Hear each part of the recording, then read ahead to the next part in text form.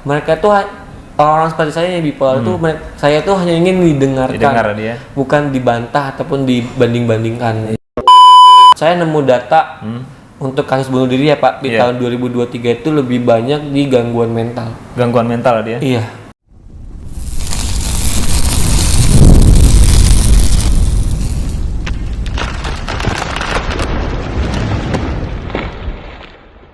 Assalamualaikum warahmatullahi wabarakatuh, pemirsa PTDI TV.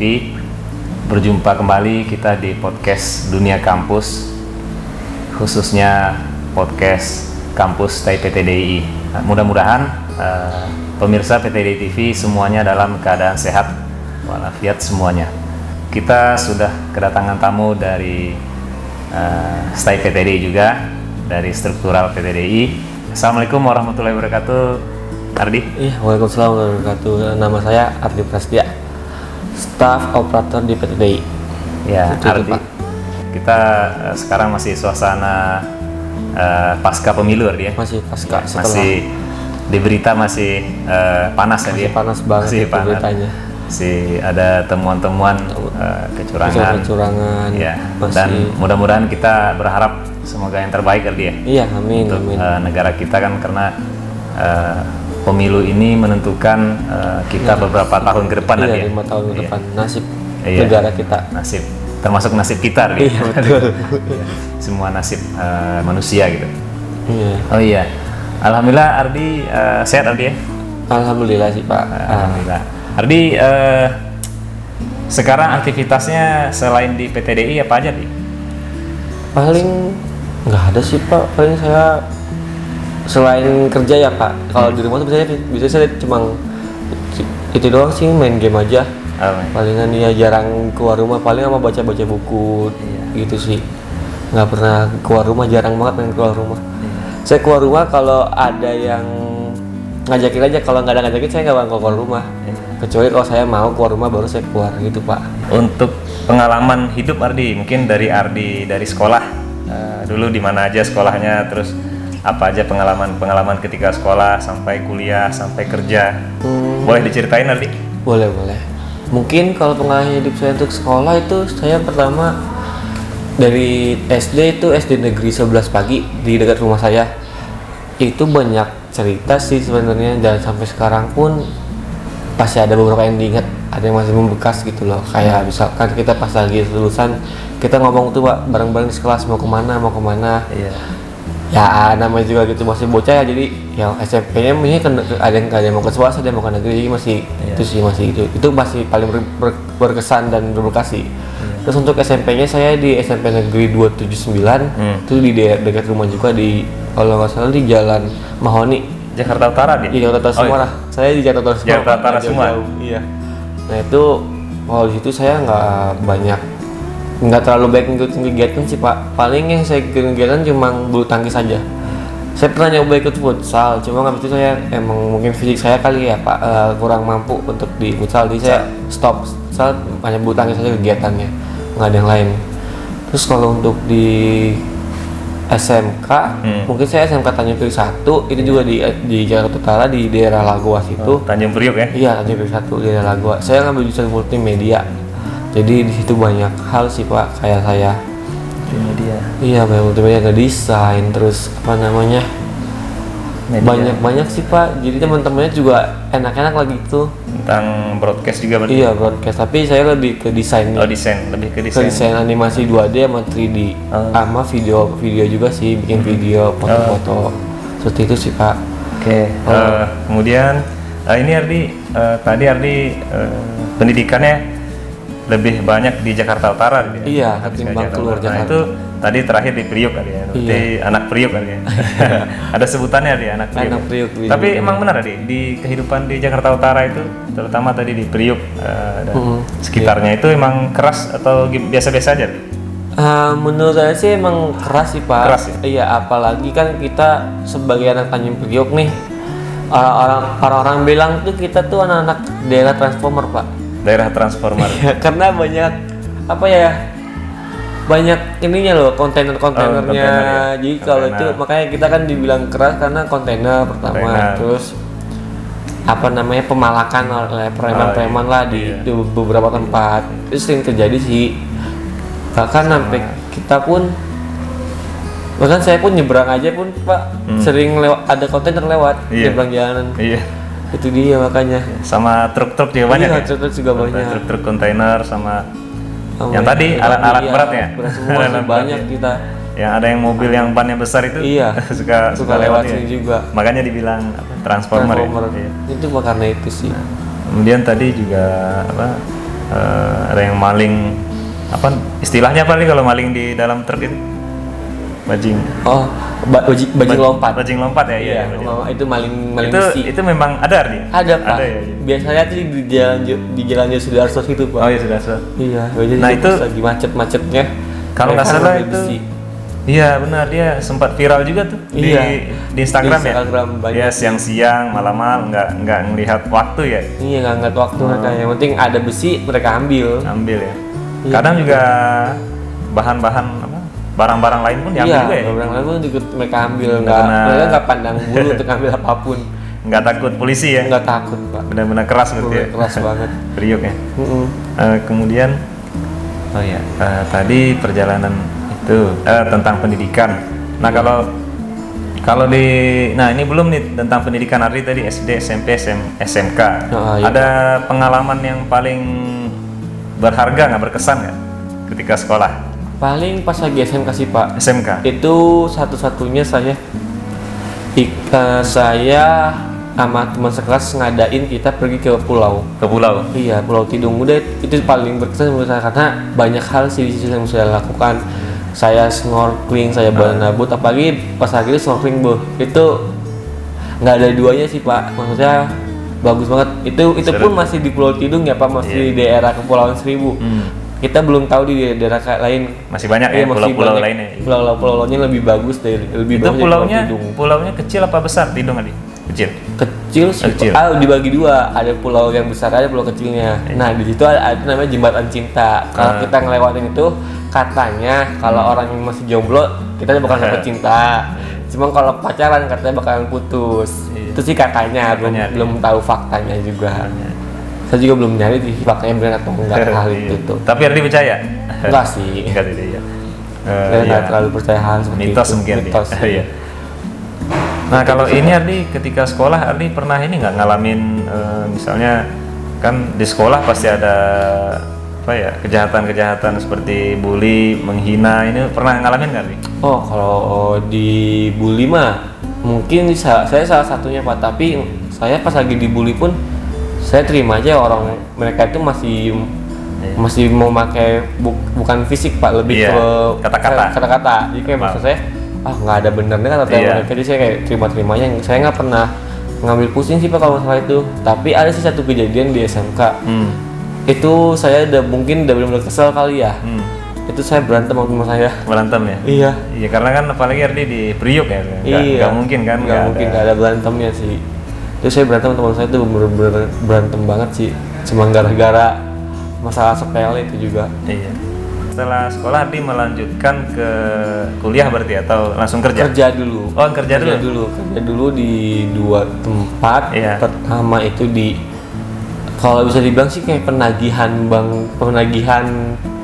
pinjaman bank gitu sih Pak. Iya orang-orang yang minjem di bank kita sebagai orang keduanya bank mengingatkan dan menagih. Cuma saya bukan di penagih, saya bukan di bagian penagihan, saya di adminnya. Lebih ke ngebagiin nih yang kalian bagikan gini. Gitu sih. Padahal yang kedua saya di PTD ini. Nah di PTD ini saya baru kerja berapa bulan, saya langsung ngambil kuliah. Langsung kuliah deh. Iya. Kerja sambil kuliah berarti. Kerja sambil kuliah. Ya, lumayan berat sih Pak. Maksudnya bagi waktunya buat kerja sama nugas itu yang paling berat banget sih menurut saya. Tapi alhamdulillah Ardi bisa bisa menjalankan kerja sambil kuliah. Karena jarang orang yang bisa seperti itu Ardi. Iya jarang sih. Kalau yang zaman saya dulu Ardi jarang Ardi. Rata-rata kalau saya dulu zaman saya dulu kuliah rata-rata kuliah aja fokus. Kuliah aja. Ya dari ada yang kerja duit kuliahnya ya dari sebagian besar ya orang tua. Tapi jarang yang sambil kerja gitu. Makanya berarti Ardi termasuk beruntung berarti bisa Iya, alhamdulillah. kerja sambil kuliah ya. Sambil kuliah. Nah kemudian Ardi ketika kerja sambil kuliah ada nggak di tantangannya Ardi? Tantangannya mungkin bagi waktu sih Pak. Bagi waktu. Iya, karena kan saya kerja dari pagi sampai sore. Nah itu kan pasti kan tantangannya bagi waktu buat ngerjain tugas. Iya. Nah yang paling berat itu pas lagi ngerjain tugas sampai saya kan ngerjain tugas sampai malam tuh. Iya. Bahkan sampai jam 10, jam 2. Bikin makalah. Iya, bikin makalah tuh jam 12 kadang baru tidur tuh. Iya. Terus Apalagi bikin skripsi. oh iya, skripsi itu saya paling lebih berat lagi Pak. ya? Lebih berat lagi. Saya Bagi pun waktunya. tapi alhamdulillah nih ya Pak. Saya ngerjain skripsi itu bab 1 hanya 2 minggu. Iya. Untuk bab 2 dan bab 3 itu saya cuma 1 minggu. Seminggu. Seminggu tuh langsung 2 bab alhamdulillah, karena saya memang benar-benar niat kan, jadi saya setiap malam ngerjain Iya. nggak apa-apa deh kurang tidur, yang penting kelar gitu loh. Tepat waktu Ardi ya? Belum sih, Oh, sekarang masih skripsian, masih penelitiannya, masih Oh bimbingan. sekarang Ardi masih bimbingan ya? Iya, Oh iya. bimbingan sama Oh iya dosennya. sekarang lagi bimbingan skripsi ya? Iya, masih bimbingan Pak, Iya, iya. belum Karena kan lulus. itu tadi Ardi sambil kerja ya? Sambil kerja, iya. Udah gitu kan dosen membimbingnya juga apa ya, bisa dibilang mungkin sibuk di luar, jadi Iya. jarang balas chat WA Iya. sih, banyak yang gitu juga. Gitu sih Oke. Pak. Kemudian ada ini nggak Ardi pengalaman positifnya ketika kuliah sambil kerja atau pengalaman di lingkungan dekat rumah? Pengalaman positif untuk kuliah sambil kerja sih mungkin saya bisa jadi lebih apa ya, bertanggung jawab Pak, Iya, karena mandiri. kan mandiri, Iya, lebih bertanggung tanggung jawab, jawab. terus lebih bisa memanage waktu. Iya. Paling itu sih positifnya.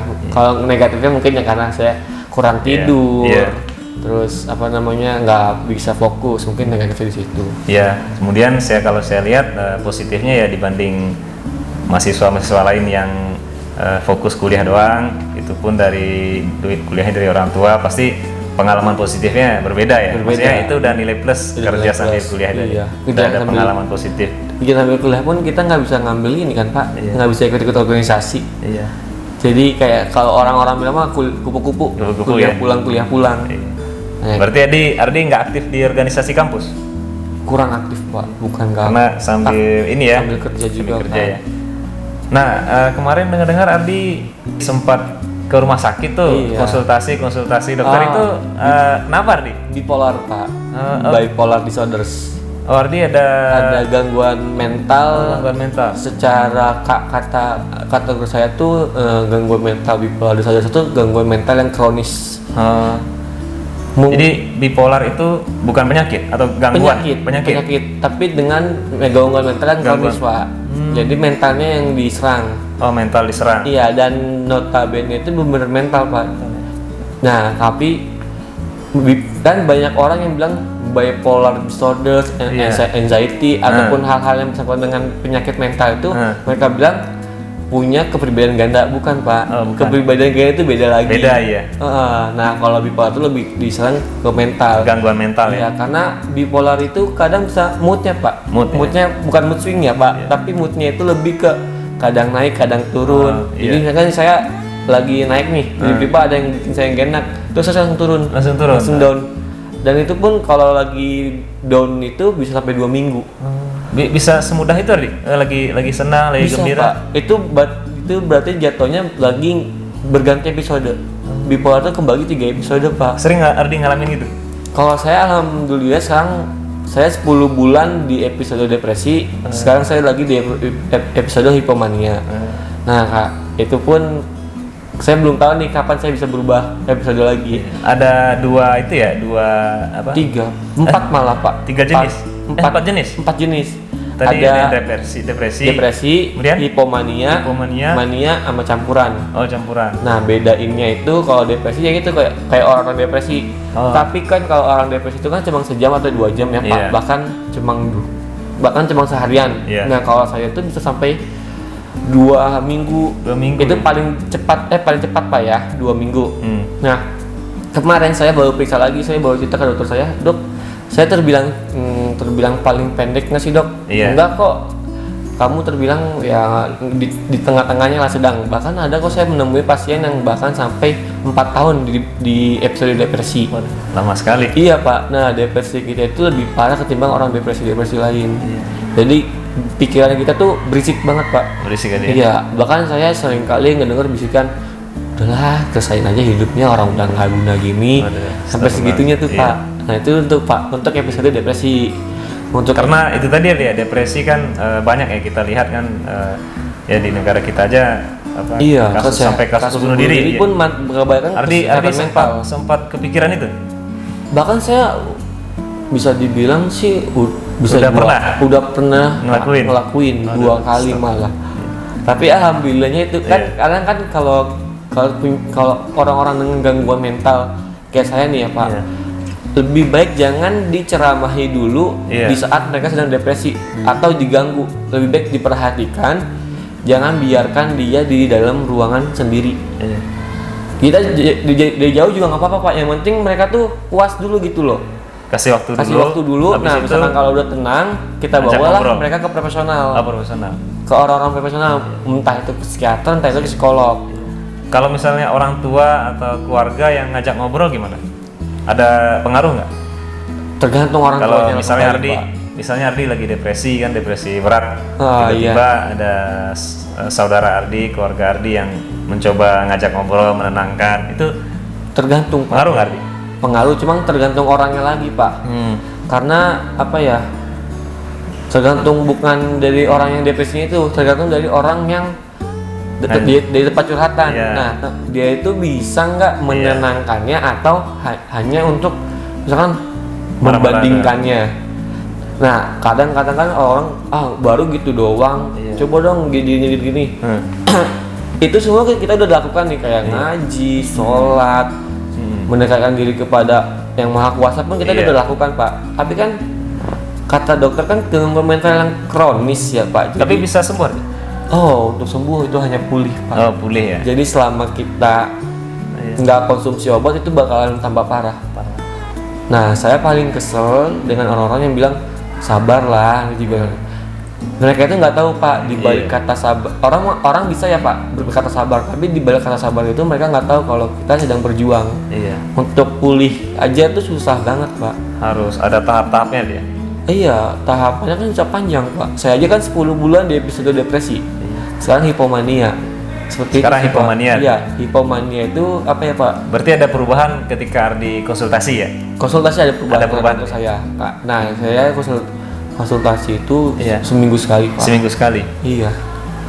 Tadi ada 4 jenis bipolar? Iya. Tapi kalau saya sempat baca-baca juga tuh kemarin-kemarin. Itu kalau nggak salah 2 ya. Nah, pertama depresi, 1 mania. Hipomania. Iya. Tapi ada 4 sebenarnya. Ada 4 sebenarnya Pak. Nah kan depresi itu bisa jelaskan tuh Pak. Nah sekarang kita ke hipomania. Nah hipomania itu dia di tengah-tengah. Bisa sedih, bisa bahagia, tapi lebih banyak kebahagiaannya. Tapi bahagianya itu bukan yang berlebihan.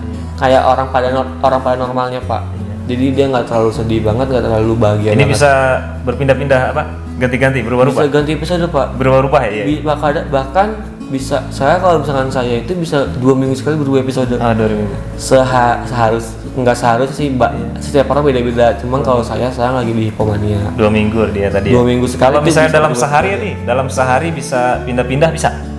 Lagi senang, tak tahu sedih, terus senang lagi. Itu campuran Pak. Campuran. Episode campuran. Ardi belum masuk ke situ? Belum. Kalau episode campuran itu misalnya kita lagi depresi berat nih Pak. Terus ibu-ibu kita pengen lompat-lompatan. Iya. Nah kan lompatan kita lagi bahagia. Nah itu dia kayak gitu tuh Pak. Nah kalau maniak itu lebih parah sih Pak. Karena dia itu bahagia tapi yang berlebihan. Dia itu nggak bisa diam di tempat. Dia jalan sana, jalan sini. Pokoknya dia nggak bisa fokus lah dengan pekerjaannya. Nah saya berdoa jangan sampai kena episode itu, karena kan terganggu ke pekerjaan sama fisik saya. Iya benar dia. Iya, dan kalau pindah-pindah episode itu dalam 2 minggu sekali itu capek Pak, capek di fisik kita. Benar. Karena kan nanti mental kita down, langsung naik, ntar down lagi, ntar naik. Jadi Pak lebih ke capek fisik sama mental. Fisik sama mental yang diserangnya dia. Lebih diserang. Nah kan Ardi sudah konsultasi sama dokter ya, dokter psikolog. Itu yang Ardi pahami kesimpulan yang disampaikan oleh dokter psikolog itu apa, Ardi? Saya psikiater sih Pak. Psikiater ya, iya. Maksudnya yang Ardi pahami saran-sarannya, terus tadi jenis-jenisnya tadi emang 4 tadi ya? Iya, dia memang ada 4. Dari psikiater itu ya? Iya. Dampak-dampaknya, obatnya, terus pengaruhnya, segala macam itu kalau dari psikiater gimana, Ardi? Kalau kesimpulan saya sih mungkin psikiater itu membantu ya Pak. Membantu banget. Karena kan kita jadi ada psikologi terapi ya, kayak cerita segala macam. Iya. Terus ada terapi pengobatan juga. Iya. Nah itu sih pengaruh banget sih Pak. Saya juga bersyukur sih Pak, dan selama ini saya pertama-tama kali tuh ya Pak, kali saya ke psikiater tanpa disuruh oleh orang tanpa disuruh siapapun nih Pak. Saya dengan membandingkan diri ya Pak. Iya. Datang ke puskesmas, kan kita butuh rujukan. Nah saya bilang, dok, kenapa sih saya nggak bisa tidur nih dok setiap malam? Kenapa emangnya? Ini udah lama dok. Oh yaudah, kalau itu saya rujuk aja ke jiwa. Iya. Oh yaudah dok. Anestesi pertama kali saya tuh anxiety Pak, anxiety. Terus tiba-tiba pas lagi saya sampai ke dokternya, saya cerita segala macem. Oh kamu kena bipolar nih, kamu lagi di fase depresi. Oke. Nah obat yang pertama kali saya dapat 3 jenis Pak. Pertama obat tidur, obat penenang, sama obat penstabil. Iya. Nah yang obat tidur itu pertama kali saya cuma minum setengah doang tuh ya Pak. Terus saya sehari bisa tidur. Seharian aja ya? Sehari bisa tidur. Makanya saya habis itu udah nggak konsumsi obat tidurnya lagi. Saya masih ada obatnya di rumah. Apa saya bawa tuh, saya lupa. Berarti sekarang Ardi selalu standby obat? Enggak juga? Obatnya cuma diminum pagi dengan sore. Pagi sore. Iya. Tapi maksudnya saat ini nih selalu ada nih obat ini? Obatnya ada. Ada ya? Saya bawa. Iya. Ya, karena berarti, itu butuh sih. Berarti sama, iya emang setiap orang beda-beda penyakitnya dia. Kayak orang sakit jantung kan ada sedia obat. Kayak orang sakit asma juga sedia juga obatnya ya, baik obat yang diminum ataupun di oksigen itu. Ini baik itu yang minum ya, benar. Iya benar. Kalau Ardi juga Bu ya? Iya. Ada iya. Kita pun obatnya beda-beda Pak. Setiap episode kita punya obat beda-beda. Beda-beda lagi ya, enggak sama ya? Enggak sama. Saya pertama kali itu dapat obat 3 jenis, terus berkurang jadi 2 jenis saja. Itu selama 10 bulan. Ya, lama juga ya? Itu aja. 10 bulan. 10 bulan ya. Itu pas depresi saya. Iya. Tapi kan ada yang lebih lama lagi Pak. Yang saya bilang tadi itu ada yang 4 tahun, bahkan sampai ada yang 5 tahun. Iya. Di depresi itu pun obatnya itu aja. Itu obat bisa berubah kalau depresi kita makin parah. Kalau depresi kita makin nggak parah, obat itu bakal berubah. Jadi dosisnya yang dirubah Pak, bukan obatnya. Dosisnya yang berubah. Nah tapi kalau kita udah ganti episode, obatnya yang berubah. Nanti karena di sekarang depresi udah kemarin ya. Iya, sekarang hipomania. Obatnya berubah Pak. Iya berubah. Nanti ada kemungkinan lagi balik depresi nggak nih? Kemungkinan besar iya. Ada juga. Iya. Tapi ada kemungkinan lebih baik lagi ke atasnya bisa? Bisa selama ya? Saya rutin mengkonsumsi obatnya. Tapi kan saya belum tahu nih Pak. Kalau ini Ardi, kalau jadwal ke psikiater itu Ardi terjadwal atau tergantung Ardi aja? Terjadwal sih Pak. Oh terjadwal. Sekali berapa? 1 kali. 1 kali? Dalam seminggu. Oh dalam seminggu? Iya kemarin kan saya Rabu, ntar Rabu depan lagi saya psikiater lagi. Itu Ardi tercover? Maksudnya aman? BPJS. Oh BPJS. Alhamdulillah. Untuk psikolog nggak tercover. Apa DKI ya? Iya. Untuk psikolog nggak tercover Pak. Iya. Oh psikolog nggak? Nggak, karena psikolog itu rata-rata mereka itu buka praktek sendiri Pak. Jadi psikolog itu nggak bisa meresepkan obat. Oh, iya. Mereka itu hanya mencurhat, terus mengasih saran yang baik, dan mereka itu harus bertindak netral Pak. Iya. Psikiater pun kan juga sebenarnya ya alhamdulillah menolong Ardi ya. Iya menolong banget iya. sih. Itu berarti di atas psikiater itu ada psikolog.